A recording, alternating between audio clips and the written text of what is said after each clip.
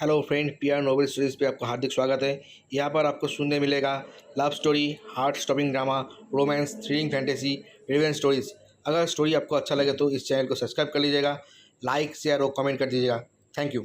एक लड़की सेक्सी अवतार में रिवीलिंग नाइट ड्रेस पहन मल्लिका के कमरे की ओर बढ़ती है। मल्लिका के कमरे में एक लड़का सिर्फ एक टॉवल पहन सोफे पर बैठा हुआ था और अपने दो उंगलियों के बीच सीक्रेट दबाए धुएं का गुच्छा अपने मुंह से निकाल रहा था। तभी उसे अपने नेक पर किसी के गर्म सांसें महसूस होती है। साथ ही उसे अपने सीने पर दो हाथ रखते हुए दिखते हैं। उसे ये सबसे कोई आश्चर्य नहीं होता, बल्कि उसके चेहरे पर एक तिरछी स्माइल बिखर जाती है। वो झट से उसके दोनों हाथों को पकड़ अपनी ओर खींच लेता है, जिससे उस लड़की के मुंह से एक चीख निकल जाती है और वो जाकर उसके गोद में गिर जाती है। वो लड़का आओ देखता है न ताओ और उस लड़की के बालों को अपने मुट्ठी में कस उसके चेहरे को अपने चेहरे के करीब करते हुए उसके होठों पर अपने होठ रख देता है और उसे विल्डली किस करने लगता है। वो लड़की भी उसका पूरा साथ देते हुए उसे किस बैक करने लगती है। साथ ही वो अपना हाथ उस लड़के के नाकेड बॉडी पर चलाने लगती है, बालों से लेकर पीठ तक फिर नेक, जिससे वो लड़का और ज्यादा वाइल्ड होकर उसे किस करने लगता। दोनों पर्सनैलिटी एक दूसरे के होठों को किस और बाइट किए जा रहे थे। वो लड़का उसी तरह बिना किस ब्रेक किए उस लड़की को लेकर खड़ा हो जाता है और उस लड़की को लाकर बेड पर पटक देता है और बिना वक्त गवाए उसके ऊपर आ जाता है। अचानक ऐसे बेड पर पटके जाने से उस लड़की के मुंह से एक हल्की सी चीख निकल जाती है। वो बोलती है, आह जान दर्द होता है, but I love your wildness. मैं चाहती हूँ कि तुम इतने वाइल्ड हो जाओ कि मैं अपना होश खो बैठूं।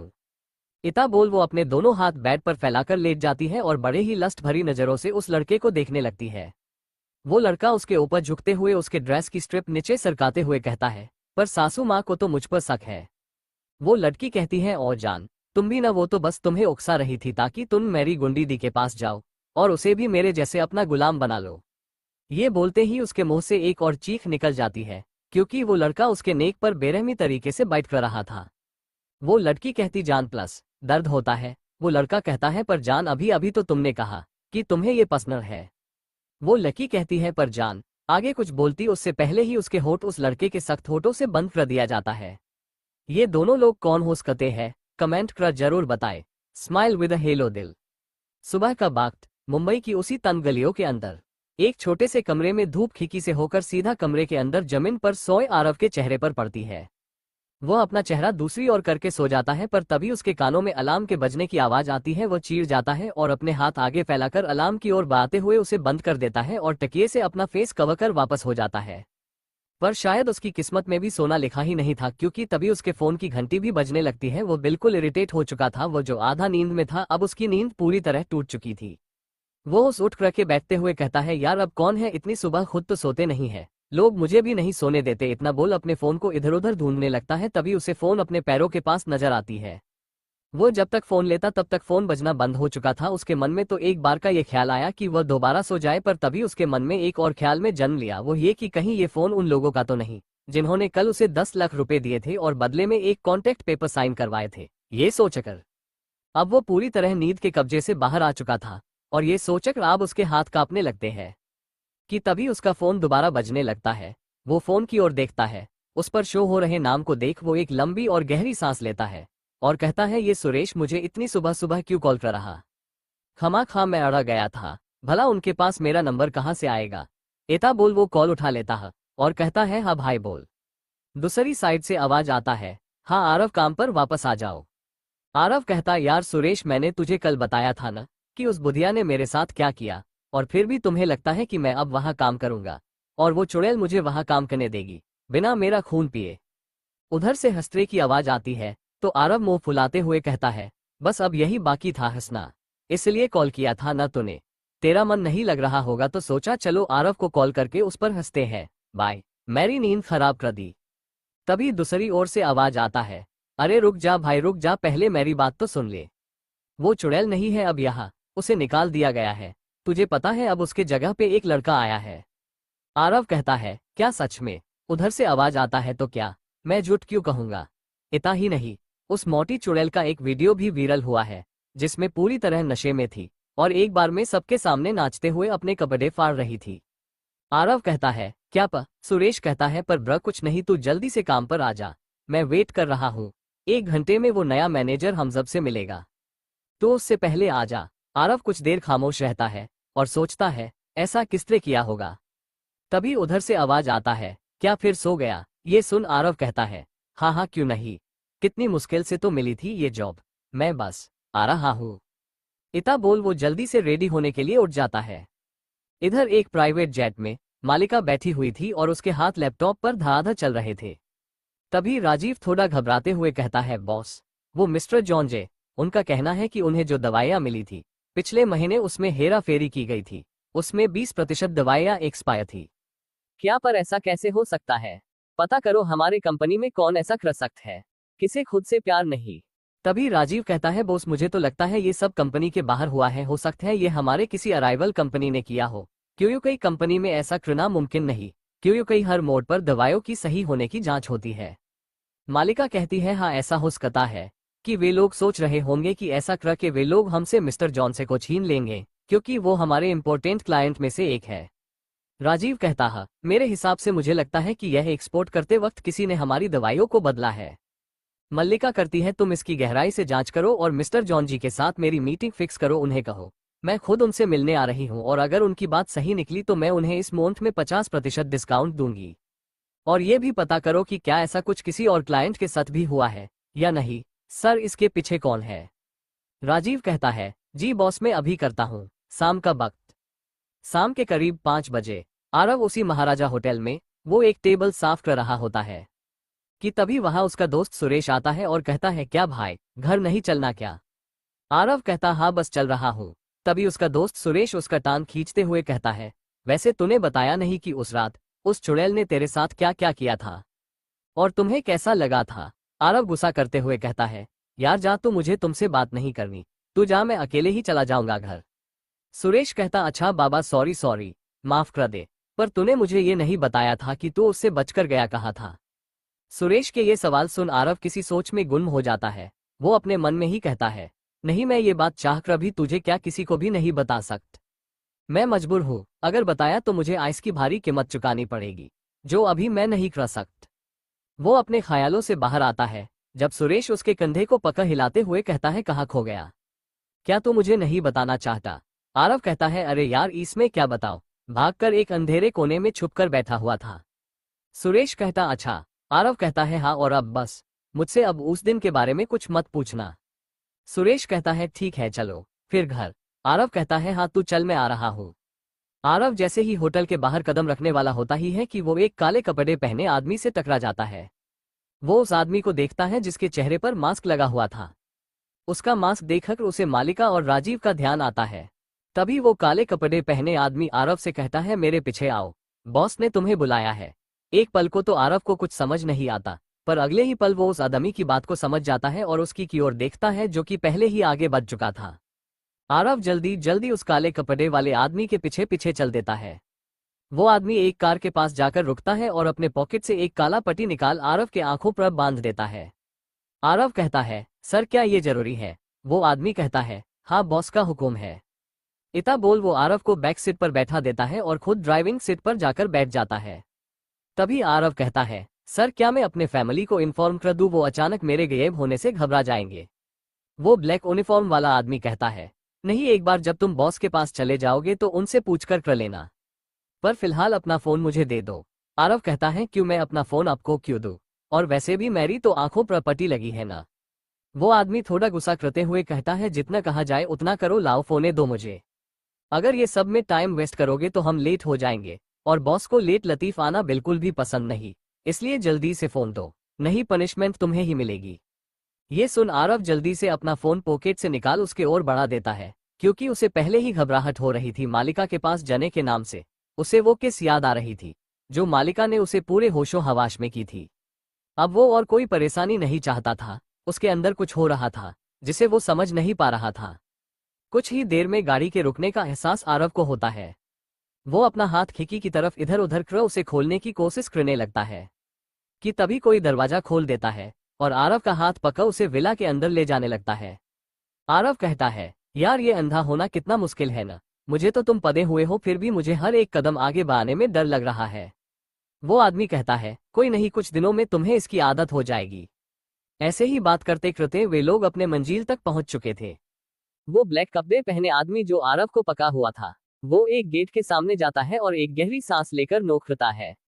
वही उस कमरे में मल्लिका सोफे पर बैठ अपनी आंखें बंद किए कुछ सोच रही थी कि तभी गेट नॉक होता है। वो एक कड़क आवाज में बोलती है, आ जाओ। जिसके बाद वो आदमी आरव को अंदर कमरे में खुद दरवाजे पर से ही कहता है, बॉस। जिसके बाद मालिका कहती है, जाओ। जिसे सुन वो आदमी वहां से चला जाता है और गेट बंद कर देता है। मल्लिका जो सोफे पर बैठी थी वो वहां से उठ जाती है। वही जब आरव को मालिका की आवाज सुनाई देती है तो उसके तन मन में जैसे एक सिहरन सी पैदा हो जाती है। मल्लिका गेट को अंदर से लॉक कर देती है और फिर आरव को ऊपर से नीचे तक घूने लगती है। वही आरव को न जाने क्या हो रहा था, वो पसीने से तरबतर हो रहा था। मालिका अब उसके बिल्कुल करीब जाकर खड़ी हो जाती है और उसे ध्यान से ऑब्जर्व करने लगती है। उस कमरे में सिर्फ आरव की और मालिका की सांसें ही सुनाई दे रही थी। इस चुप्पी को तोते हुए आरव बोलता है, मैम। आरव के मुंह से खुद के लिए मैम सुन मल्लिका उसके होठों पर अपना फिंगर रखते हुए कहती है, call me boss, got it. Aarav अपना सर हाँ में हिला देता है तो मालिका उसके हाथ को पकड़ उसे बाथरूम में ले जाते हुए कहती है, खुद को अच्छे से क्लीन करके बाहर आओ, सिर्फ 5 मिनट है तुम्हारे पास। आरव हैरानी से कहता है, पर बॉस मेरे पास कपड़ नहीं है। मालिका उसके होठों को अपने अंगूठे से रब करते हुए कहती है, ओफ, कहाँ से लाते हो, ये मासूमियत था या फिर ये सिर्फ एक झूठ है, छलावा है। आरव कहता है, मतलब बॉस मैं नहीं समझा। तो मल्लिका उसके पिंक छोटे लिप्स को मसलने लगती है और फिर अचानक से उसे खिंचकर छोड़ते हुए कहती है, बाथरॉब पहनकर बाहर आना, और चाहो तो ऐसे ही भी आ सकते हो, कपड़ों की क्या जरूरत है। आरव का फेस ये सुन बिल्कुल रेड हो जाता है। उसे समझ नहीं आता कि उसके साथ ये क्या हो रहा और वो क्या करे अब। जब कुछ समझ नहीं आता तो वो झट से बाथरूम की ओर मुड़ जाता है, पर उसे कुछ दिखाई नहीं देता। तो वो बिना पीछे मुड़े मालिका से पूछता है, बॉस क्या मैं ये पट्टी निकाल सकता हूँ। मालिका को आरव के चेहरे को देख उसके फेस पर एक स्माइल आ जाती है। मालिका कहती है, हाँ, और जितना जल्दी हो बाहर आओ। ठीक 5 मिनट बाद आरव बाथरूम का गेट खोलता है तो देखता है कमरे में बिल्कुल अंधेरा है। और आरव को अंधेरे से काफी डर लगता था। उसके हर एक कदम के साथ उसका अड़ा भी बढ़ रहा था। उसके माथे पर पसीने की कुछ बूंदें दिखने लगी थी। आरव डरते हुए कहता है, बॉस आप कहाँ हो। तभी किसी के ताली बजाने का आवाज आरव को सुनाई देता है। ताली बजाते ही वहां एक रेड लाइट जल जाती है जो उस कमरे के माहौल को रोमांटिक बना देती है। मालिका कहती है, क्या हुआ, तुम इतने अड़ग क्यों रहे हो। आरव कहता है, नहीं तो मैं डर नहीं रहा। मालिका कहती है, तुम्हारी आवाज में अड़ा साफ नजर आ रहा। आरव कहता है, बॉस वो मुझे अंधेरे से बेचैनी होती है तो बस। मालिका कहती है, इधर आओ, तुम तो बड़े डरपोक निकले।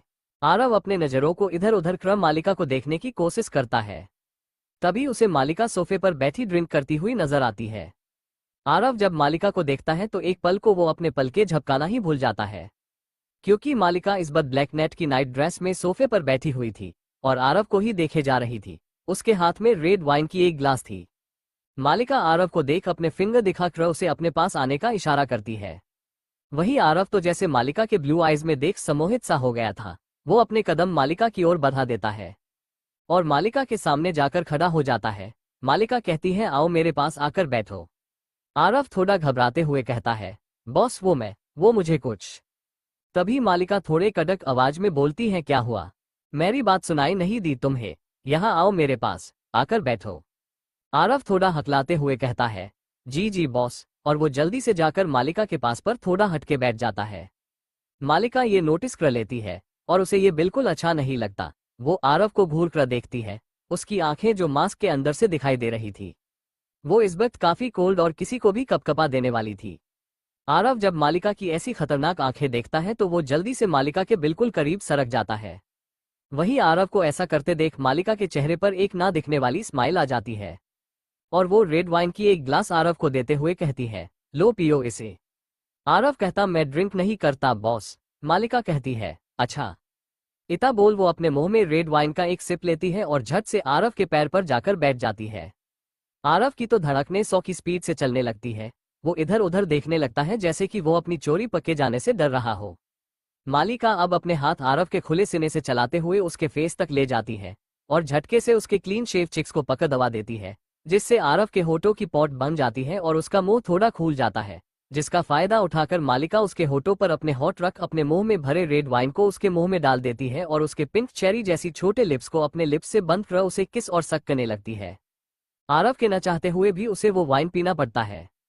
वही मालिका की किस अब ईटेस होती जा रही थी। वो उसके होठों को सक के साथ साथ हल्का हल्का बाइट भी करने लगी थी, जैसे कि वो सच में कोई चेरी खा रही हो। उसके एक हाथ आरव के बालों में तो वही दूसरा हाथ उसके खुले सीने पर चल रही थी। आरव की धड़कनें बहुत तेज हो गई थी। उसे बहुत अजीब सी फीलिंग होने लगती है और एक करंट उसे अपने अंदर फिल होता है। उसके अंदर बहुत से ब्लाव होने लगते हैं। वो अपने दोनों हाथ मालिका के कंधे पर रख उसे खुद से दूर करना चाहा, पर वो ऐसा कर नहीं पाया, बल्कि उसके बिल्कुल ही उलट उसके हाथ मालिका के कंधे से सरक उसके बैक पर आ जाते हैं और वही दूसरा उसके कमर पर कस जाते हैं। वो साथ तो नहीं दे रहा था, पर अपनी आंखें बंद कर उस किस को फील जरूर कर रहा था। करीब 20 मिनट बाद जब आरव को सांस लेने में बहुत दिक्कत होने लगती है तो वो अपना सर इधर उधर करने लगता है और अपनी पकड़ मालिका के कमर पर कस देता है, जिससे मालिका के मुंह से दर्द भरी आह निकल जाती है और वो अपने होश में आती है और एक नजर आरव को देखती है जिसका फेस पूरी तरह रेड हो चुका था। वो धीरे से आरव के होठों को छोड़ती है। आरव के होठ अब पिंक से रेड हो चुके थे। वो सच में चेरी जैसे फूल गए थे। मालिका उसके होठों को अपने अंगूठे से अब करती है और कहती है, टेक ब्रेथ चेरी। तो आरव के जान में जान आता है और वो लंबी लंबी सांसें लेने लगता है। मालिका भी आरव के कंधे पर अपना सर रख के लंबी लंबी सांस लेने लगती है। कुछ ही सेकंड में दोनों की सांसें नॉर्मल हो जाती है। मालिका आरव के नेक को स्निफ करते हुए कहती, बोलो क्या कह रहे थे अभी। वही मालिका के ऐसे करने से आरव को बहुत बेचैनी हो रही थी। वो थोड़ा हकलाते हुए बोलता है, बॉस वो मैंने अपने घर पर किसी को नहीं बताया है, मैं एक बार उन्हें कॉल करके बता दूं, वो परेशान हो रहे होंगे। तभी मालिका आरव के नेक पर बाइट कर लेती है, जिससे आरव के मुंह से एक आह निकल जाती है और उसकी पकड़ मालिका के कमर पर कस जाती है। मालिका आरव के नेक को अब लिक करते हुए कहती है, क्या बताओगे उन्हें। आरव कहता है, बॉस वो मैं बोल दूंगा कि मुझे। वो बोल ही रहा था कि मालिका उसके दूसरे साइड नेक पर बाइट कर लेती है, जिससे आरव के मुंह से एक बार फिर मदहोश कर देने वाली आवाज निकलती है। मालिका कहती, क्या मुझे आगे बोलो। तो आरव कहता है, हाँ वो मैं बोल दूंगा कि मुझे एक और जॉब मिली है, पर उसमें मुझे नाइट ड्यूटी करनी है। तो मालिका उसके चेहरे को अपने हाथों में पकड़ उसके आंखों में देखते हुए कहती है, अच्छा तो तुम ड्यूटी अच्छे से करोगे ना, मन लगाकर। आरव कहता है, अब ये तो झूठ है ना, तो मैं कैसे, मैं तो आपके पास हूं। तो उसे मालिका की बातें समझ नहीं आती। मालिका उसके ऊपर से उठ जाती है और कहती, कर लो कॉल। इता बोल वो बेड पर जाकर लेट जाती है। आरव सोफे पर से अपना फोन लेता है और कॉल करने लगता है। तो मालिका कहती है, चेरी यहाँ मेरे पास आकर करो। जिसे सुन आरव जल्दी से मालिका के पास जाकर बैठ जाता है। तो मालिका झट से आरव को धक्का दे देती है, जिससे आरव बेड पर गिर जाता है और मालिका उसके ऊपर आ जाती है। आरव मालिका को इशारा करते हुए कहता है, बॉस वो कॉल लग गई है। तो मलिका बड़ी ही बेशर्मी से कहती है, तुम्हारे होठ आजाद है बोलने के लिए। इता बोल वो उसके नेक और सिने पर किस और बाइट करने लगती है। तभी कॉल पिक हो जाता है। उधर से आवाज आती है, हाँ भाई आप कहाँ हो। सुरेश भाई ने कहा कि आप उन्हें आगे चलने को बोल खुद कहीं गायब हो गए। आरव खुद के सांस को कंट्रोल करते हुए कहता है, हाँ छोटी वो मुझे न एक अच्छी जॉब मिली है, पर वो नाइट ड्यूटी है। मुझे एजेंट में बुलाया गया तो इसलिए मैं सुरेश को नहीं बोल पाया। बहुत अच्छी जॉब है, तुम लोग खाना खाकर सो जाना, मैं सुबह आऊंगा। उधर से आवाज आती है, पर भाई आपकी आवाज को क्या हुआ है, बहुत अजीब लग रही है। आरव कहता है, इधर मैं हाँ फैन चल रही है। ठीक है बॉस बुला रही है। इता बोल वो कॉल कट कर देता है और एक गहरी और लंबी सांस लेता है, जिसे उसने बड़ी ही मुश्किल से अभी रोक रखा था। वही मालिका आरव के साथ खेल रही थी। मलिका उसके बॉडी पर हर जगह के लिपस्टिक और बाइट के निशान बनाते हुए आगे बढ़ रही थी। वो अब उसके कमर तक आ गई थी और जैसे ही तोवेल खोलने लगी कि आरव उसका हाथ पकड़ लेता है और झट से मलिका को नीचे कर खुद उसके ऊपर आ जाता है। एक पल को तो मालिका आरव के इस मूव से चौंक जाती है, पर अगले ही पल वो आरव का साथ देने लगती है, जो मलिका के होठों को बेतहासा सक और हल्का हल्का बाइट कर रहा था। मलिका भी उसका पूरा साथ देने लगती है। उसके हाथ अब आरव के बालों और नेक पर चल रहे थे। वहीं आरव के हाथ मालिका के ड्रेस को खोलने में बिजी थे, पर वो उसे खोल नहीं पा रहा था। वो इरिटेट होकर उसके ड्रेस को एक झीके में फाड़ देता है। करीब 15 मिनट बाद आरव मलिका के होठों को छोड़ता है। अब बारी आरव की थी। इस वक्त वो आरव कोई और ही लग रहा था। वो पहले जैसा मासूम और क्यूट नहीं, बल्कि वो उसके बिल्कुल ही उलट लग रहा था। वो किसी बिस्ट की तरह मलिका पर हावी हो चुका था। मालिका भी आरव के इस रूप को देख एक पल को घबरा जाती है, पर आरव उसे कुछ भी सोचने और समझने का मौका दिए बिना उसके नेक कोलर बॉन पर किस और बाइट किए जा रहा था, जिसे मालिका रेसिस्ट नहीं कर पा रही थी और उसके मुंह से मादक भरी सिसकियां और आवाजें निकलने लगती है, जिससे आरव और भी ज्यादा वाइल्ड होता जाता है।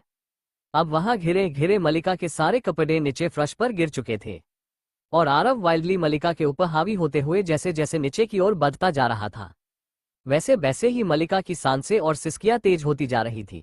करीब 1 घंटे तक इसी तरह प्यार करने के बाद आरव अपना सर उठाकर मल्लिका की ओर देखता है, जैसे कि वो उससे कोई इजाजत ले रहा हो। उसे ऐसा करते देख तो मालिका उसके सिने पर अपने फिंगर घुमाते हुए कहती है, डू इट चेरी, सुकून चाहिए मुझे अब। जिसके बाद आरव एक झटके में मालिका के अंदर समा जाता है और अपने होठ मल्लिका के होठों पर रख देता है।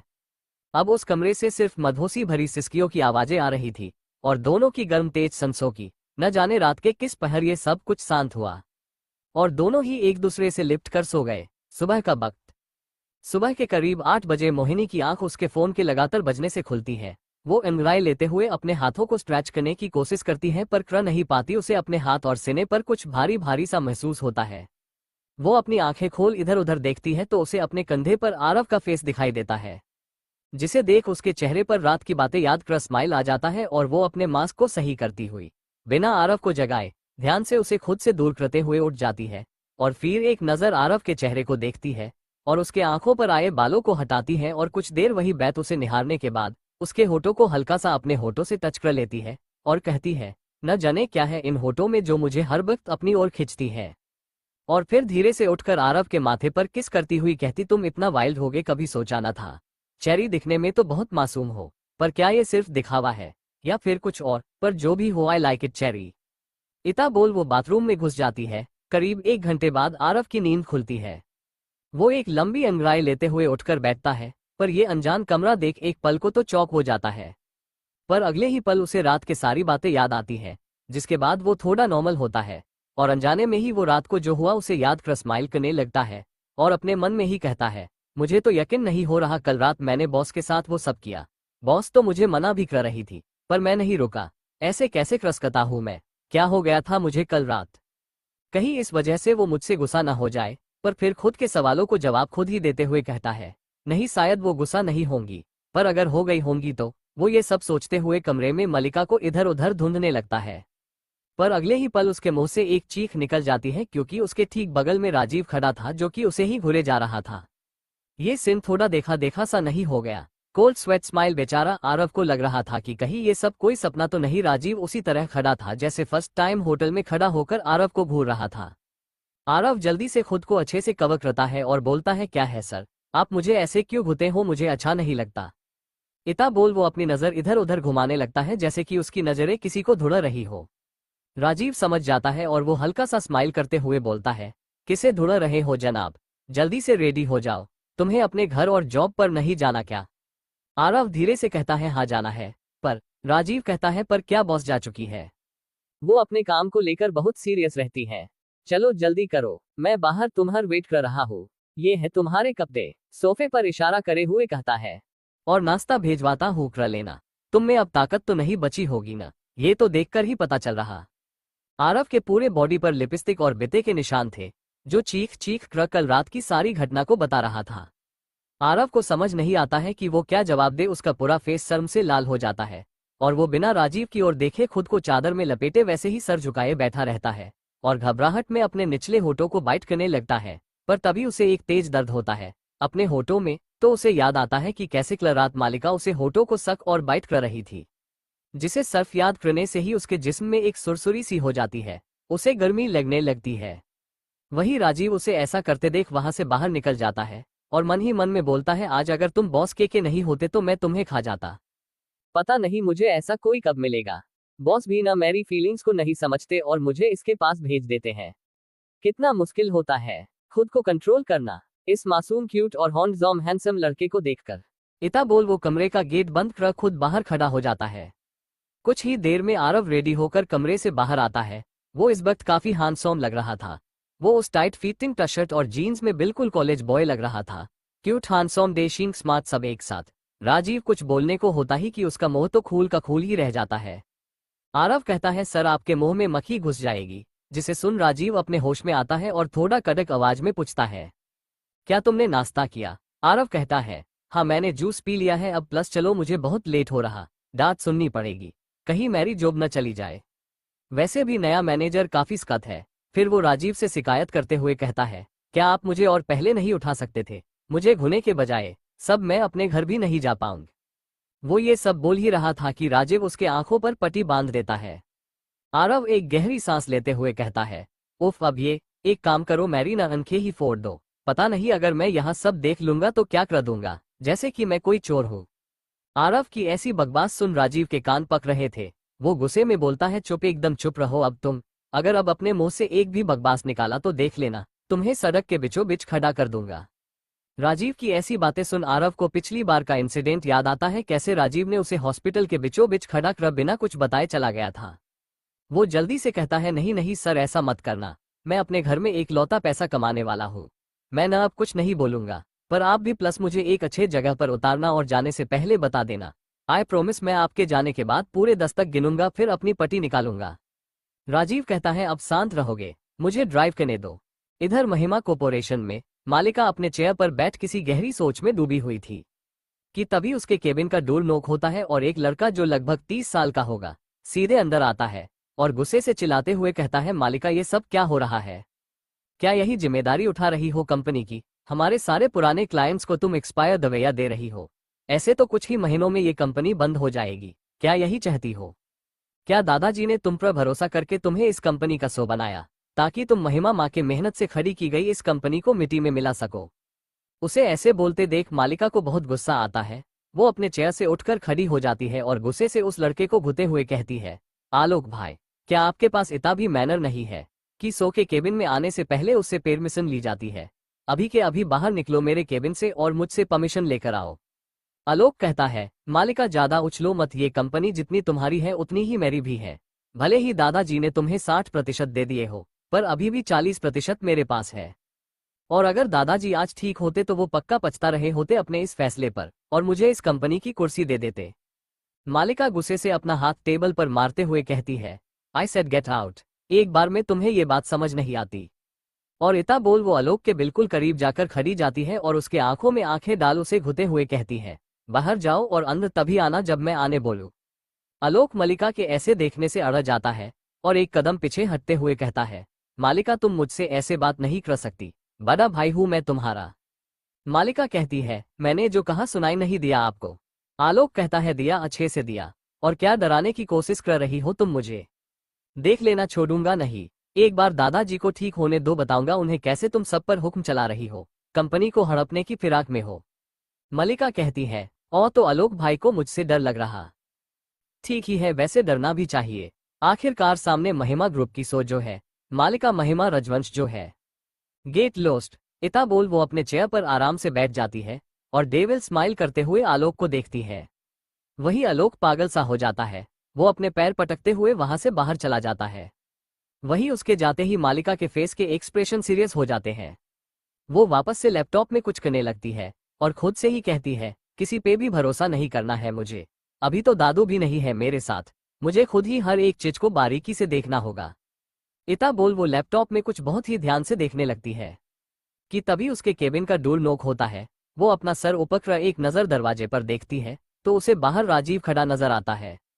उसके केबिन में लगा शीशा कुछ ऐसा था जिससे अंदर से बाहर की हर चीज देखी जा सकती थी, पर वही बाहर से अंदर कुछ भी नहीं। मालिका राजीव को देख बोलती है, आ जाओ। जिसे सुन राजीव अंदर आ जाता है। वो मालिका को परेशान देख कहता है, बॉस आप बहुत परेशान दिख रही है, क्या कुछ हुआ है? मालिका गुस्से में कहती है, तुमने पता लगाया किसने दवाइयों को बदला है? राजीव निराश होते हुए कहता है, नहीं बॉस, मुझे सीसीटीवी अब तक कुछ भी नहीं पता चला है। मालिका कहती है, तो तुम्हें नहीं लगता तुम्हें रिजाइन कर देना चाहिए? राजीव डरते हुए कहता है, बॉस मैं पूरी कोशिश कर रहा हूँ। क्यों न हम इस बार माल भेजने वाले सारे गाड़ियों में सीसीटीवी लगा दे बिना किसी को बताए, फिर सच हमारे सामने होगा। मुझे पूरा यकीन है कि ये सब कंपनी के बाहर ही हो रहा। मालिका कहती है, ठीक है, पर पहले जाओ और पिछले महीने की सारे रिकॉर्ड्स लेकर आओ कि किस किस ड्राइवर के साथ कहां कहां माल भेजा गया था। राजीव कहता है, पर इससे क्या फायदा होगा बॉस? मालिका कहती है, जितना कहा जाए उतना करो, जाओ अब यहाँ से। राजीव मालिका को गुस्सा करते देख वहां एक पल भी रुकना ठीक नहीं समझता और वहां से 9-2-11 हो जाता है। उसके जाने के बाद मालिका अपना सर कुर्सी पर पीछे टिकाए आंखें बंद कर लेती है। वो जैसे ही आंखें बंद करती है, उसके सामने आरव का मासूम चेहरा घूमने लगता है। उसके चेरी जैसे लिप्स, कल रात की यादें जैसे ही उसके दिमाग में आती हैं, उसे एक बेचैनी सी होने लगती है। मालिका को समझ नहीं आ रहा था कि उसे ये क्या हो रहा। अभी कल रात ही तो वो साथ थे, तो फिर अब ये बेचैनी दोबारा क्यों? वो झट से अपनी आंखें खोल लेती है और कहती है, ये तो मेरे दिमाग में घुसता चला जा रहा। वो ये सब सोच ही रही थी कि तभी उसके केबिन का डोर फिर से नॉक होता है। इस बार जब मालिका देखती है तो गुस्से से उसकी मुट्ठी कस जाती है और वो अपने दांत पीसते हुए कहती है, अब ये क्यों यहाँ आया है। फिर वो खुद को कंट्रोल करते हुए कहती है, कॉम इन। जिसे सुन वो आदमी एक बड़ी सी स्माइल लेकर अंदर आता है और जान कहते हुए मालिका की ओर बढ़ जाता है। ये कोई और नहीं राहुल ही था। मालिका अपने चेयर से बिल्कुल भी नहीं उठती और बैठे हुए ही थोड़े कड़क आवाज में बोलती है, राहुल तुम यहाँ, कोई बात थी। राहुल जो एक बड़ी सी स्माइल के साथ वहां आया था, अब उसका चेहरा हल्का मुरझा सा गया था। वो उदास होते हुए बोलता है, क्या हो गया है मालिका, तुम बहुत बदल गई हो। लगता है अब तुम्हें मुझ में बिल्कुल भी इंटरेस्ट नहीं रहा। तभी तो आते के साथ सवाल पूछते लगी, बैठने को भी नहीं बोला। इतना बोल वो अपना मुंह फूला लेता है और मासूम सा शकल बनाने की कोशिश करता है। वही मालिका उसे ऐसा करते देख अपने मन में ही बोलती है, उफ कितना भोला बनने की कोशिश करता है ना ये। और मैं भी कितनी बेवकूफ थी ना, जब इसके इन्हीं बातों में आ जाया करती थी। पर अब नहीं मिस्टर राहुल रस्तोगी। तुरंत ही वो अपने सोच से बाहर आती है और अपने गुस्से को कंट्रोल करते हुए कहती है, तुम ऐसा मत बोलो राहुल, तुम ही तो हो जो मुझे समझते हो। देखो ना कितनी बड़ी प्रॉब्लम आ गई है, मुझे तो कुछ समझ नहीं आ रहा क्या करूं, इसी में मेरा दिमाग खराब है। छोड़ो तुम बैठो ना, बोलो कैसे आना हुआ। राहुल कहता है, बस तुम्हारी याद आ रही थी। अब मेरी बीवी मुझे याद नहीं करती तो मैं खुद आ जाता हूँ जब मुझसे रहा नहीं जाता। वैसे क्या प्रॉब्लम है जान, वो सोफे पर बैठते हुए पूछता है। मालिका उसे बताती है कि कैसे उसके दवाइयों को एक्सचेंज कर दिया जा रहा। इधर महाराजा होटल में आरव की हालत खराब थी। उसका आज काम में बिल्कुल भी मन नहीं लग रहा था। वो बार बार मालिका के ख्यालों में गुम हो जा रहा था। किसी का ऑर्डर किसी को तो किसी का किसी और को दे रहा था। वो इस बात को लेकर मैनेजर से डांट भी सुन चुका था। सुरेश उसे खींचते हुए एक कोने में ले जाता है और उसे गुस्से में बोलता है, क्या है भाई, क्या हो गया है तुझे, तू कहाँ खोया हुआ है। सुबह से एक भी काम सही से नहीं किया है तूने। जॉब से निकलना है क्या तुझे, एक नई जॉब मिल गई है इसलिए, या फिर कहीं तू नाइट शिफ्ट करने के बाद तुझे अभी नींद तो नहीं आ रही ना, ऐसे भी तू बहुत सोता है क्या, यही बात है ना। और ये सब जो भी मिस्टेक्स तू कर रहा है कहीं नींद में तो नहीं कर रहा ना। आरव अपने मन में सोचता है, हे भगवान कितना ख्याली पुलाव बना लेता है ना मेरा दोस्त। उफ। सुरेश उसे कुछ न बोलता हुआ देख उसके कंधे को पकड़ जोर जोर से हिलाने लगता है और बोलता है, अरे तू फिर से कहीं सो तो नहीं गया। आरव जल्दी से कहता है, अरे सुरेश भाई चूहा है आपके पैर के पास। आरव से चूहे की बात सुन सुरेश की सिटी पिटी गुल हो जाती है और वो बर्फ सा जमते हुए आरव को देखते हुए कहता है, कहाँ है भाई, प्लस बताओ ना किधर है, भागा दो उसे, तुझे तो पता है मुझे चूह से बहुत डर लगता है। आरव थोड़ा अनजान बते हुए कहता है, चूहा, कहाँ है चूहा। सुरेश डरते हुए कहता है, अभी तो तूने कहा कि मेरे पैर के पास है। आरव वहां से भागते हुए कहता है, शायद मैंने सपना देखा होगा। सुरेश गुस्से में चीते हुए कहता है, रुक जा आरव के बच्चे, बस एक बार तू हाथ आ जा। आरव जल्दी जल्दी सीढ़ियां उतरने लगता है कि तभी वो एक लड़की जो फोन पर किसी से बात करते हुए सीढ़ियां चढ़ रही थी उससे से टकरा जाता है। वो लड़की गिरने को होती ही है कि आरव फुर्ती दिखाते हुए जल्दी से उसे पकड़ लेता है। दोनों की नजरें एक पल को एक दूसरे से मिल जाती है। वो लड़की इस बात व्हाइट शॉर्ट फ्रॉक में किसी परी से कम नहीं लग रही थी। उसके काले घुंघराले बाल जो कंधे तक लहरा रही थी, बड़ी बड़ी काली आंखें, गोरा रंग और होठों पर हल्की शेड की लिपस्टिक उस पर बहुत जच रही थी। वो लड़की भी आरव के उस मासूम से चेहरे में खोसी जाती है कि तभी आरव उसे खुद को बुरे जाने से थोड़ा असहज हो जाता है, पर उसे बचने के लिए उस लड़की को अपने ओर खींच लेता है, जिससे वो लड़की आरव के बिल्कुल करीब आ जाती है। वो आरव को ऊपर से नीचे तक देखती है, उसे वेटर की ड्रेस में देख गुस्से से आग बबूला हो जाती है और उसे डांटते हुए कहती है, यू एडियो, दिखाई नहीं देता तुम्हें कि कोई लड़की सामने से आ रही है। आरव डरते हुए कहता है, सॉरी मैम, मुझे माफ कर दीजिए, गलती मेरी है, मैंने ध्यान नहीं दिया। पर वो लड़की रुकने वाली कहाँ थी। वो उसे फटकारते हुए बोलती है, मैं बहुत अच्छे से जानती हूँ तुम जैसे गरीब लोगों को जो बड़े बड़े होटलों में वेटर का जॉब ले लेते हैं और अमीर घरानों की लड़कियों को ऐसे ही भोला भला स्क्लर बनाकर पटाने की कोशिश करते हैं, ऐसा दिखाते हैं जैसे कि वो कितने अच्छे हैं ताकि वे रातों रात अमीर बन जाए और अपनी बीवी के पैसों पर राज करे। आरव को ये सब सुन बिल्कुल भी अच्छा नहीं लगता। वो बोलता है, मैम आप गलत समझ रही है, मेरे मन में ऐसा कुछ नहीं है। वो तो आप फोन से बात करते हुए आ रही थी और मुझसे टकरा गई, पर उसके लिए भी मैं आपसे माफी मांग रहा हूं ना। वो लड़की कुछ और बोलने वाली होती ही है कि उसका फोन बने लगता है वो आरव को गुस्से से घुते हुए कहती है, आज तो बच गया। अगर मैं जल्दी में नहीं होती ना, तो तुम्हें ऐसा सबक सिखाती कि तुम्हें देखकर आगे कोई भी गरीब फटीचर अमीर लड़कियों की तरफ देखने की जुर्रत भी नहीं करता। अब हटो यहाँ से, नहाना पड़ेगा मुझे। इता बोल वो आगे बढ़ जाती है। आरव बस उसे जाते हुए देखता रह जाता है और बोलता है, कितने अजीब होते हैं ना ये पैसे वाले लोग। एक तो मैंने हेल्प की, थैंक यू बोलने की जगह सुनकर चली गई। मुझे भी सॉरी नहीं बोलना चाहिए था। तभी वहां सुरेश आ जाता है और कहता है, अरे यार ये सब लोग ऐसे ही होते हैं, इनसे जितना दूर रहोगे उतना अच्छा। इनसे मुंह मत लगाना, नहीं तो नौकरी से हाथ धो लोगे। खैर छोड़ो इन लोगों को, चलो बहुत से काम है। आरव हाँ में अपना सर हिलाता है और बोलता है, क्या वो भी ऐसी ही होगी? हाँ शायद, इसलिए तो अपना फेस नहीं दिखाती। उसे ऐसे खुद से बात करते हुए देख सुरेश कहता है, अरे क्या बोल रहा है भै, थोड़ा तेज बोल। आरव कहता है, कहाँ कुछ बोल रहे, कान बज रहे क्या? चलो अब जल्दी। इता बोल वो तेज कदमों से आगे बढ़ जाता है। सुरेश नामे सर हिलाता और कहता है, इसका कुछ नहीं हो सकता है, पता नहीं क्या बुदबुदाता रहता है। कौन थी वो लड़की? क्या आरव फिर से उससे दोबारा टकराएगा? इधर मालिका के केबिन में राहुल वहां से जाने का नाम ही नहीं ले रहा था कि तभी उसके केबिन का दरवाजा नॉक होता है। मालिका देखती है तो दरवाजे पर राजीव खड़ा था। वो उसे अंदर आने कहती है और फिर राहुल की ओर देखकर कहती है, राहुल अब तुम्हें जाना चाहिए, मेरी एक क्लाइंट से मीटिंग है तो मैं भी जा रही हूँ। तुम्हें भी तो आहूजा कंपनी में काम होगा ना, हम शाम को घर पर मिलते हैं। तभी वहां राजीव आ जाता है और बोलता है, जी बॉस, मिस्टर जडेजा आपका मीटिंग रूम में वेट कर रहे हैं। मालिका हाँ में अपना सर हिलाती है। तभी राहुल सोफे से खड़ा होता है और मालिका के पास जाकर उसे हक कर लेता है। मालिका कुछ नहीं कहती। राहुल बोलता है, जान तुम पक्का आज शाम घर पर आओगी ना? मालिका कहती है, हाँ मैं आऊंगी, अब तुम जाओ। राहुल खुश होते हुए वहां से चला जाता है। मालिका भी राजेश के साथ मीटिंग के लिए निकल जाती है।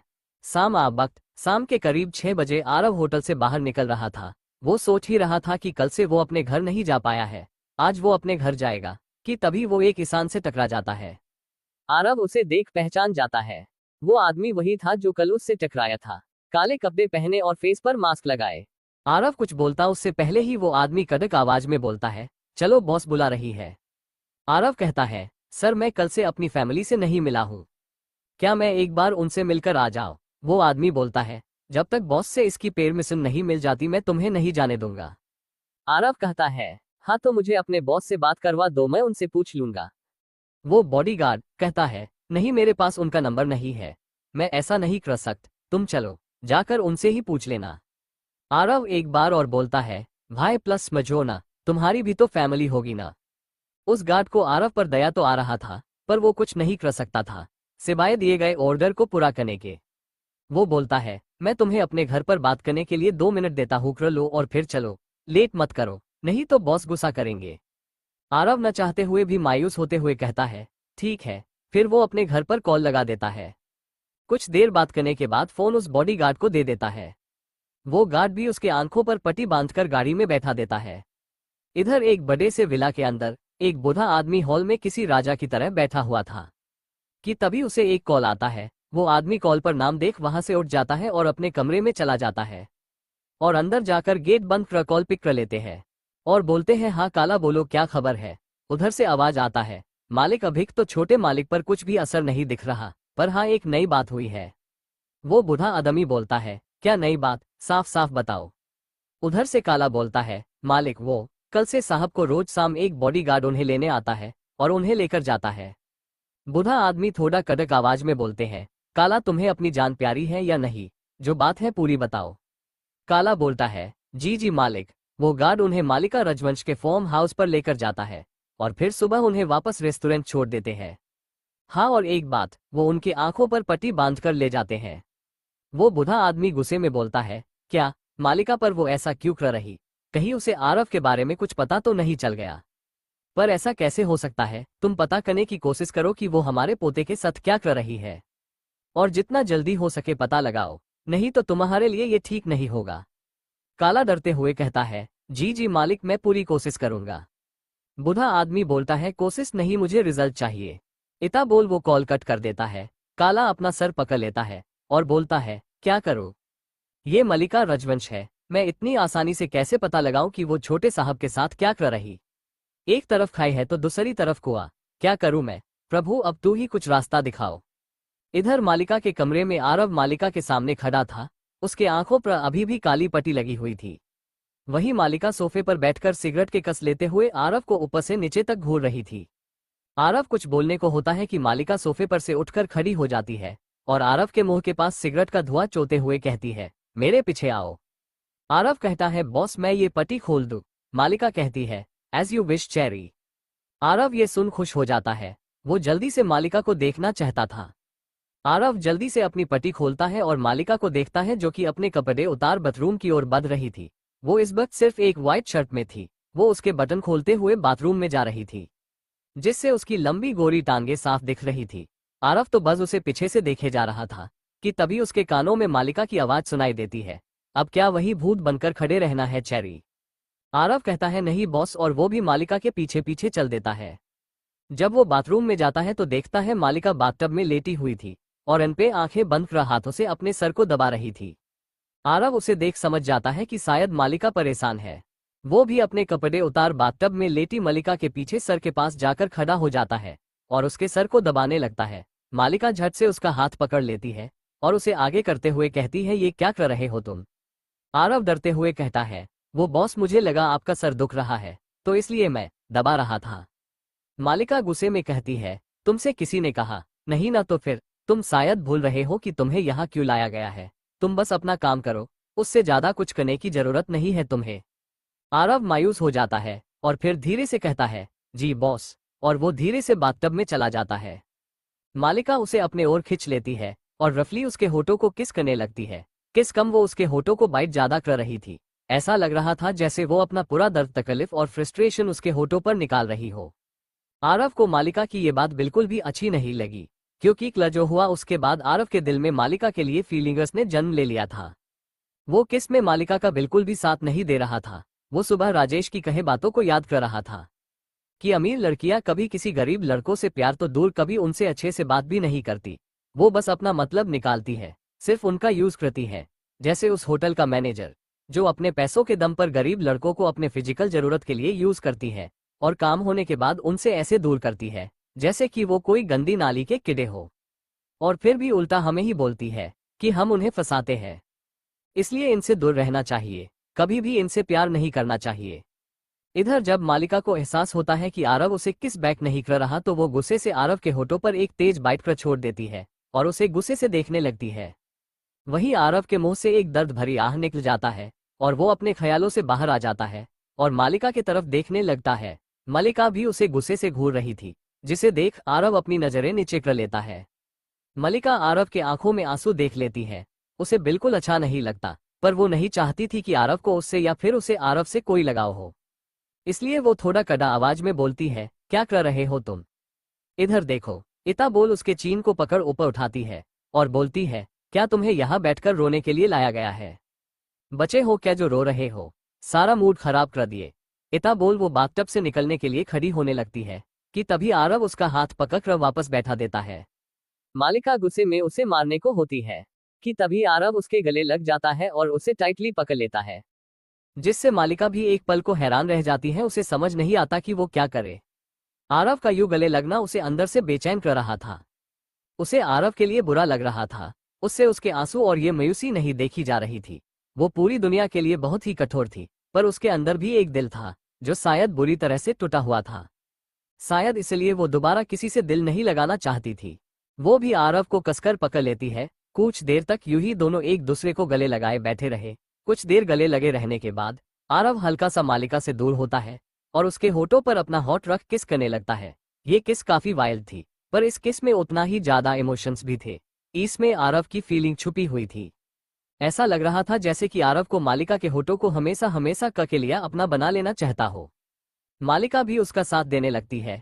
इस वक्त मालिका के हाथ आरव के बालों में चल रहे थे और आरव के हाथ मालिका के बैक और कमर पर कस रहे थे। दोनों इस किस में इस तरह डूब चुके थे कि उन्हें पता ही नहीं चल रहा था कि कितने देर से वो एक दूसरे के होठों को सक और बाइट कर रहे। दोनों ही एक दूसरे को छोड़ने का नाम नहीं ले रहे थे। आरव और मालिका दोनों के ही अब सांस लेने में दिक्कत होने लगती है। आरव धीरे से अपनी आंखें खोलता है और फिर मालिका के होठों को छोड़कर उसके गर्दन में अपना मुंह छुपाकर लंबी लंबी सांसें लेने लगता है। वही मालिका का भी ऐसा ही कुछ हाल था। वो भी गहरी गहरी सांसें ले रही थी। मालिका अपने सांस को कंट्रोल नहीं कर पा रही थी, बल्कि उसकी धड़कनें अब और तेज हो गई थी, क्योंकि आरव इस वक्त मालिका के नेक को बड़े ही सेडक्टिव तरीके से लिक कर रहा था और अपने हाथों से मालिका के पूरे बॉडी को एक्सप्लोर कर रहा था। उसे अब आरव को खुद के अंदर समा लेने की चाहत हो रही थी। मालिका आरव का के चेहरे को उसके बालों से पकड़ अपने गर्दन से निकलकर अपने सामने करती है और कहती है, डू इट चेरी। मेरी बेचैनी शांत करो। आरव हाँ में अपना सर हिलाता है और मालिका के पूरे बॉडी को किस और बिते करने लगता है। वही मालिका की बेचैनी शांत होने के बजाय और बढ़ती जा रही थी। आरव मालिका को बिल्कुल बेकाबू कर रहा था। आरव धीरे धीरे मालिका के नीचे की ओर बढ़ रहा था और एक पॉइंट पे जाकर वो रुक जाता है और मालिका की तरफ देखता है। मालिका से अब बिल्कुल बर्दाश्त नहीं होता और वो आरव को धक्का देकर खुद उसके ऊपर आ जाती है और उसके सीने पर किस और बाइट करते हुए कहती है, क्या तुम्हारी कभी कोई गर्लफ्रेंड नहीं रही? आरव तो इस वक्त बिल्कुल भी बोलने लायक नहीं था। उसकी हालत खराब हो रही थी। उसके धड़कने और उसकी सांसें इस वक्त बेकाबू थी। फिर भी वो हकलाते हुए बोलता है, नहीं बॉस। मालिका कहती है, हूँ पता चल रहा है। अच्छा, क्या तुमने कभी एडल्ट फिल्में देखी है? आरव मासूम सी शकल बनाकर कहता है, अब वो क्या होता है? मालिका कहती है, तुम्हें नहीं पता। आरव जैसे ही ना बोलने को होता है कि उसके मुंह से एक मदहोशी भरी आह निकल जाती है, क्योंकि मालिका उसे अपने अंदर समा लेती है और साथ ही उसके नेक को बाइट करने लगती है। और अब उस बाथरूम में सिर्फ मालिका और आरव की सिसकियां गूंज रही थी। इधर राजवंश विला में राहुल हॉल में ही सोफे पर बैठा हुआ था कि तभी उसके पीछे से दो हाथ उसके सीने तक आ जाते हैं और बड़े से सेडक्टिव तरीके से उसके सीने पर चलने लगते हैं। राहुल जल्दी से उसका हाथ पकड़ लेता है और बोलता है, आलिया क्या कर रही हो तुम? मैंने आज मना किया है ना, आज मालिका आने वाली है, इसलिए आज तुम दूर रहो। वही आलिया राहुल की बात सुन हंसने लगती है और आगे आकर राहुल के गोद में जाकर बैठ जाती है। राहुल उसे खुद से दूर करने की कोशिश करते हुए कहता है, जान हटो, जाओ अपने कमरे में। अगर मालिका आ गई और उसने देख लिया तो ये ठीक नहीं है। वही आलिया के ऊपर राहुल के बातों का कोई असर नहीं होता है। वो हंसते हुए राहुल के होठों को सेडक्टिव तरीके से टच करते हुए कहती है, जान, वो अब नहीं आएगी। तुमने टाइम देखा है, 12 बज गए हैं। आना होता तो अब तक आ चुकी होती। भरोसा नहीं तो उसे कॉल करके पूछ लो। इतना बोल वो राहुल के पॉकेट से फोन निकाल उसे देती है और कॉल लगाने बोलती है। राहुल कहता है, मैंने बहुत बार कॉल ट्राई किया पर फोन नहीं लग रहा। आलिया ये सुन जोर जोर से हंसने लगती है और कहती है, फिर भी तुम उसका इंतजार कर रहे हो? कहीं तुम्हें सच में तो उससे प्यार नहीं हो गया है? जान, ये बात वो अपने दांत पीसते हुए कहती है। राहुल कुछ सोचते हुए कहता है, नहीं, मैं सिर्फ तुमसे प्यार करता हूँ। आलिया उसके गर्दन में अपना हाथ डालते हुए उसके करीब जाती है और कहती है, गुड़ जान, अब चलो, मुझे नींद नहीं आ रही तुम्हारे बिना। मुझे तो लगता है कहीं मालिका दी को भी कोई और पसंद तो नहीं आ गया, जिसके बिना उन्हें भी नींद नहीं आती। उसके इता बोलते ही राहुल उसके नेक को कसकर पकड़ लेता है और कहता है, नहीं, ऐसा नहीं हो सकता। वो बोल ही रहा था कि तभी आलिया उसके होठों पर अपने होठ रख उसे विल्डली किस करने लगती है। थोड़ी देर में राहुल भी उसका साथ देने लगता है और आलिया को अपने गोद में उठाकर कमरे की तरफ बढ़ जाता है बिना किस ब्रेक किए। इधर फार्म हाउस में करीब 1 घंटे बाद मालिका बाथरूम से बाहर आती है। उसके होठों पर एक स्माइल थी, इस बात वो सिर्फ एक बाथरोब में थी। वो सीधे जाकर बेड पर लेट जाती है। ऐसा लग रहा था जैसे कि वो काफी थक चुकी है। कुछ से सेकंड में आरव भी बाथरूम से बाहर आता है। वो भी इस वक्त सिर्फ एक टॉवेल में था। वो सीधे जाकर मालिका के ऊपर चढ़ और उसके होठों पर अपने होठ रख देता है। मालिका अपने आंखें को खोल उसे घूने लगती है। ऐसा लग रहा था जैसे कि वो इस वक्त आरव को खुद से दूर रहने बोल रही हो, पर वही आरव तो अपनी आंखें बंद कर मालिका के होठों को सक करने में बिजी हो चुका था। साथ ही उसके हाथ मालिका के बाथरोब को खोल उसके बॉडी से अलग कर रहे थे। मालिका भी ज्यादा देर उसे रेसिस्ट नहीं कर पाई और उसके भी हाथ आरव के बालों में चलने लगते हैं। करीब 15 मिनट बाद आरव मालिका के होठों को छोड़ उसके नेक पर आ जाता है। मालिका उसके बालों को पकड़ खुद से दूर करते हुए कहती है, चेरी सो जाओ, मेरी कल एक बहुत इंपॉर्टेंट मीटिंग है। आरव अपना मासूम सा फेस बनाते हुए कहता है, बॉस, बस एक बार और, मुझे बहुत बेचैनी हो रही है, प्लस। मालिका उसके मासूम से चेहरे और उसके आंखों में अपने लिए डिजायर देख मना नहीं कर पाती है और धीरे से उसके बाल को छोड़ देती है, जिससे आरव खुश हो जाता है और फिर अगले ही पल वो मालिका के ऊपर टूट पड़ता है। मालिका भी मौन करने लगती है। आरव बड़े ही सेडक्टिव तरीके से उसे अपना बना रहा था। करीब आधा घंटा बाद वो अपने टॉवेल को उतार फर्श पर फेंक देता है और मालिका के अंदर समा जाता है। मालिका के मुंह से एक आह निकल जाती है। आरव अपने स्पीड को तेज करते हुए उसके नेक को अपने मुंह में लेकर सक करने लगता है। करीब 2 घंटे बाद आरव मालिका के ऊपर से हटता है और उसके बगल में आकर लेट जाता है। मालिका भी काफी थक चुकी थी, वो भी आरव के सीने पर अपना सर रख लेट जाती है। आरव कहता है, बॉस मुझे भी सुबह जल्दी उठा देना। मालिका कहती है, क्यों? आरव कहता है, बॉस कल से मैं अपने घर नहीं जा पाया हूँ, इसलिए। मालिका कहती है, ठीक है। पर तभी आरव को कुछ याद आता है और वो मालिका से पूछता है, बॉस वो अभी आप बाथरूम में कौन से फिल्म के बारे में बोल रही थी और क्यों? मालिका कहती है, कल दिखा दूंगी, उसे देखने के बाद तुम अपने काम में बिल्कुल परफेक्ट हो जाओगे। अब सो जाओ। एक शब्द भी अपने मुंह से निकाला तो ठीक नहीं होगा। आरव हाँ में अपना सर हिलाता है और मालिका के नेक में अपना सर घुसा कर सो जाता है। सुबह का वक्त, सुबह के करीब 6 बजे मालिका की आंख खुलती है तो देखती है आरव उससे किसी बच्चे की तरह लिप्ट कर सोया हुआ है। ऐसा लग रहा था जैसे कि वो मालिका को खुद से दूर नहीं जाने देना चाहता हो। मालिका धीरे से उसे खुद से अलग करती है और फिर उसके होठों को हल्का सा लिक कर बेड से उठ जाती है और बाथरूम में घुस जाती है। कुछ ही देर में मालिका रेडी हो जाती है और आरव को उठाती है। चेरी वेक अप, पर आरव न जाने क्या कुछ बुदा रहा था, जैसे कि वो कोई सपना देख रहा हो। उसके माथे पर अड़ा की लकीरें खींची हुई थी और पूरा बॉडी पसीने से लथपथ था।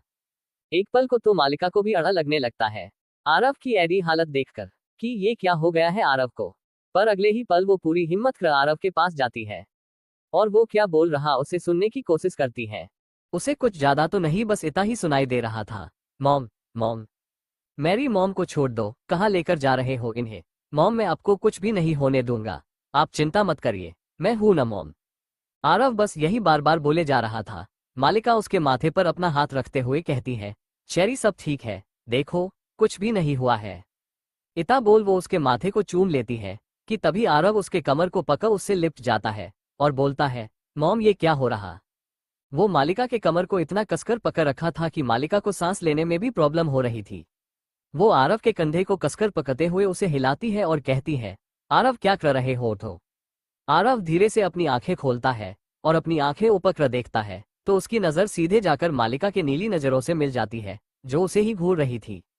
आरव जल्दी से अपना सर नीचे कर लेता है और मालिका के कमर पर किस करते हुए कहता है, बॉस गुड मॉर्निंग। जिससे मालिका के बॉडी में एक करंट सा लगता है, पर वो खुद को कंट्रोल करते हुए अपने रुड आवाज में बोलती है, आरव ये तुम क्या कर रहे हो? छोड़ो मुझे, ऑफिस जाना है, मेरे कपड़े खराब मत करो। मालिका की इतनी कठोर आवाज सुन आरव जल्दी से मालिका से दूर हो जाता है और उसके गले लग जाता है। मालिका को अब बहुत गुस्सा आता है, वो जितने उसे खुद से दूर कर रही थी वो उतना ही उससे चिपक रहा था।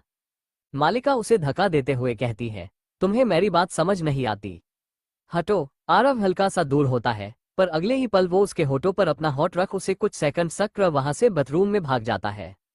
मालिका जब तक कुछ रिएक्ट करती तब तक वो वहां से भाग चुका था। मालिका के फेस पर ना चाहते हुए भी एक प्यारी सी स्माइल आ जाती है और वो वहां से निकल जाती है। नीचे हॉल में राजीव खड़ा था, वो मलिका के आने का ही इंतजार कर रहा था। मलिका को देख वो अपना सर झुकाते हुए कहता है, गुड मॉर्निंग बॉस। मलिका हाँ में सर हिलती है और कहती है, राजीव उस लड़के को छोड़कर ऑफिस आना और ध्यान से, किसी को पता नहीं चलना चाहिए इसके बारे में। राजीव कहता है, जी बॉस आप चिंता मत करिए, इस जगह के बारे में किसी को भी कभी पता नहीं चलेगा, आप नाश्ता कर लीजिए। मालिका कहती है, ऑफिस में ही लेकर आ जाना। इतना बोल वो वहां से निकल जाती है। ये फार्म हाउस जंगल के बीचों बीच बना हुआ था, यहाँ ज्यादा कोई नहीं रहता था सिवाय मलिक के कुछ वफादार गार्ड्स नौकर और राजीव के अलावा इस जगह के बारे में किसी को भी कुछ पता नहीं, यहाँ तक कि मल्लिका के घर वालों को भी नहीं। वो अक्सर अपने घर पर मीटिंग के बहाने यहाँ आकर रहा करती है और सबको लगता है कि वो मुंबई से बाहर गई है।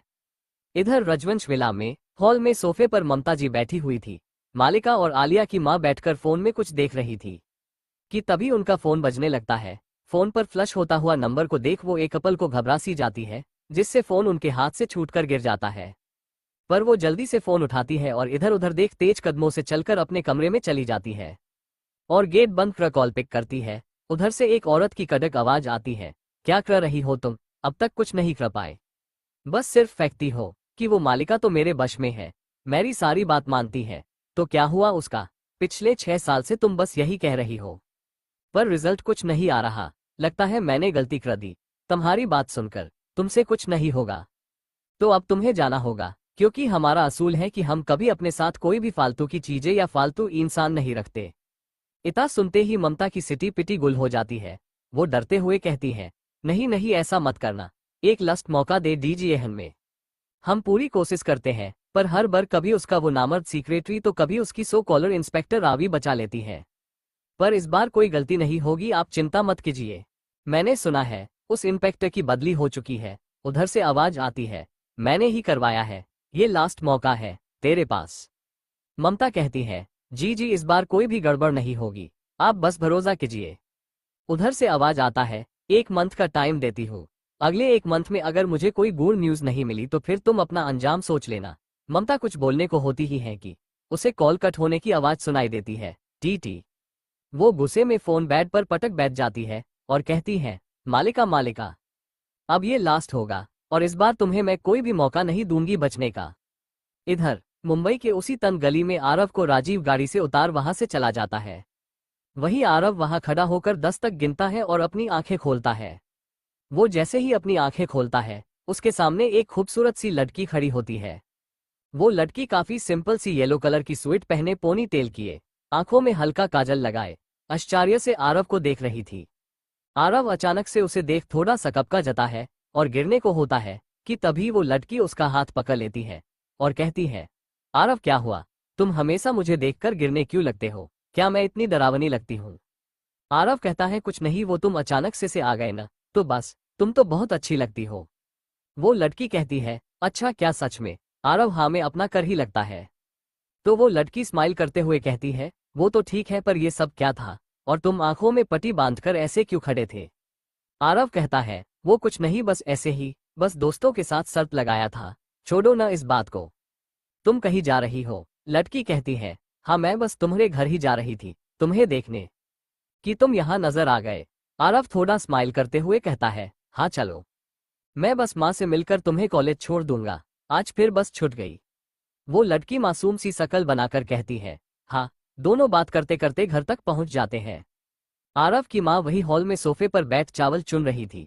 जब आरव को देखती है तो खुशी से उसके पास आती है और कहती है, तू आ गया, अब टाइम मिला है तुझे अपनी माँ से मिलने का। कि तभी वो बोलते बोलते चुप हो जाती है, क्योंकि उनकी नजर आरव के हाथ पर जाती है जिसे उस लड़की ने पकड़ रखा था। आरव की माँ कहती है, रूही बेटा, क्या आज फिर तेरी बस छूट गई? रूही हाँ में अपना सर हिलाती है। तो सुनीता जी मुस्कुराते हुए कहती है, कोई बात नहीं आरव, छोड़ देगा तुझे स्कूटी से।